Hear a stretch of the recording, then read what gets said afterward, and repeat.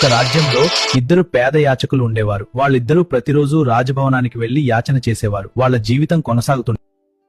అందులో మొదటివాడు, తమ దయతోనే మాబోటి పేదలు బ్రతుకుతున్నారు, అంతా రాజాధీనం అంటూ రాజును సంతోషపరిచి ఎక్కువ బహుమతులు పొందాలని చూసేవాడు. అందుకే అందరూ అతన్ని రాజాధీనం అని పిలిచేవాళ్లు. రెండవ యాచకుడు మాత్రం దేవుని మీద భక్తి ఉంచేవాడు.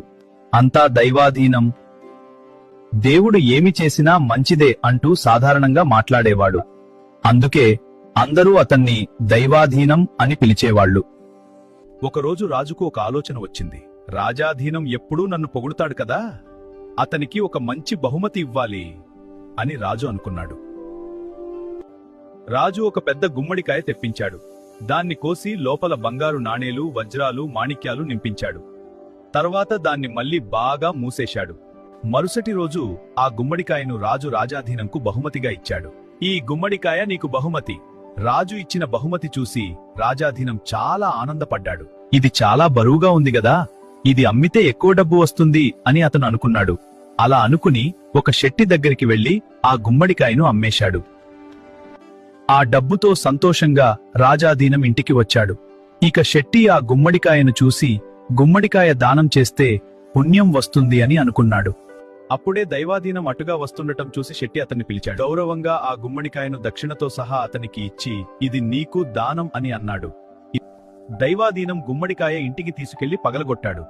గుమ్మడి లోపల బంగారం, రత్నాలు కనిపించాయి. దైవాధీనం ఆశ్చర్యపోయి, అంతా దైవలీలే అని దేవునికి కృతజ్ఞతలు చెప్పాడు. ఆ తర్వాత వాళ్లు ధనవంతులయ్యారు, సుఖంగా బతికారు. మర్నాడు రాజు రాజాధీనంని పిలిపించాడు. రాజాధీనం, నువ్వు ఎలా ఉన్నావు? గుమ్మడికాయ కూర తిన్నావా? అవును మహారాజా, చాలా రుచిగా ఉంది. నిజంగానా? అవును మహారాజా. అప్పుడు రాజుకు అర్థమైంది. కోపంతో రాజు భటులను పిలిచాడు. భటులతో కొరడాలతో కొట్టించాడు. నేను అబద్ధమాడాను. అప్పుడు రాజు శెట్టిని పిలిపించి అడిగాడు, ఆ గుమ్మడికాయను దైవాధీనంకి దానం చేశానోనన్నాడు. అది విని రాజు ఆశ్చర్యపోయాడు. నేను రాజధీనునికి డబ్బులిస్తే అది దైవదినం దగ్గరికి వెళ్ళింది ఎలా అనుకున్నాడు. రాజు ఇప్పుడు పూర్తిగా గ్రహించాడు, అంతా దైవాధీనమే. తాను ఏమి తలిచినా దేవుడు ఇంకోలా చేస్తాడు.